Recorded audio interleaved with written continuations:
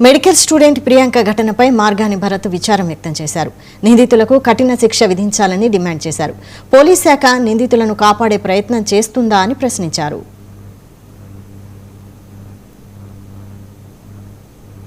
రాజమహేంద్రవరంలో మోరంపూడి సెంటర్లో విద్యార్థులు, యువత, college students, YSR Congress party కార్యకర్తలు, అదేవిధంగా ప్రజలు అందరం కూడా కలిపి ఇక్కడ నిరాహార దీక్ష కూర్చోవడం జరిగింది.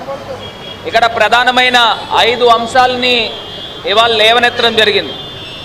మొట్టమొదటిగా డిఎస్సి పరీక్షల్లో జరిగిన అక్రమాలపైన ఖచ్చితంగా సిబిఐ ఎంక్వైరీ చేయాలి.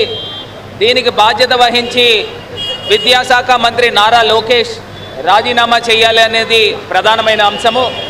రెండోది ఫీజు రీఎంబర్స్మెంట్.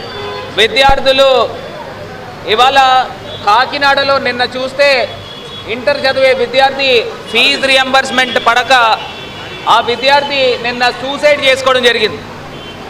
ఈ విద్యార్థి నిన్న సూసైడ్ చేసుకున్నాడు కాకినాడలో.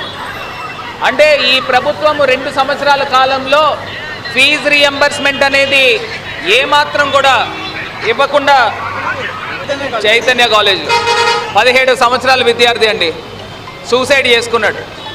అంటే ఇవాళ తల్లిదండ్రులు అప్పులు చేసుకుని ఇవాళ ఆ ఫీజులు కడితే కానీ కాలేజ్ యాజమాన్యము పరీక్షలు రాయడానికి అవకాశం ఇవ్వట్లా. 2 సంవత్సరాలు అయింది కూటమి ప్రభుత్వం వచ్చి. అలా ఫీజు రీఎంబర్స్మెంట్ ఏం రిలీజ్ చేశారని అడుగుతా ఉన్నా. జగనన్న టైంలో విద్యా దీవెన, వసతి దీవెన అని డబ్బులు తల్లుల అకౌంట్లోకి వెళ్ళేది. ఇవాళ ఆ పరిస్థితులు ఉన్నాయా అని అడుగుతున్నా. రాజమహేంద్రవరం తిరుపతి జిల్లా పాకాల మండలం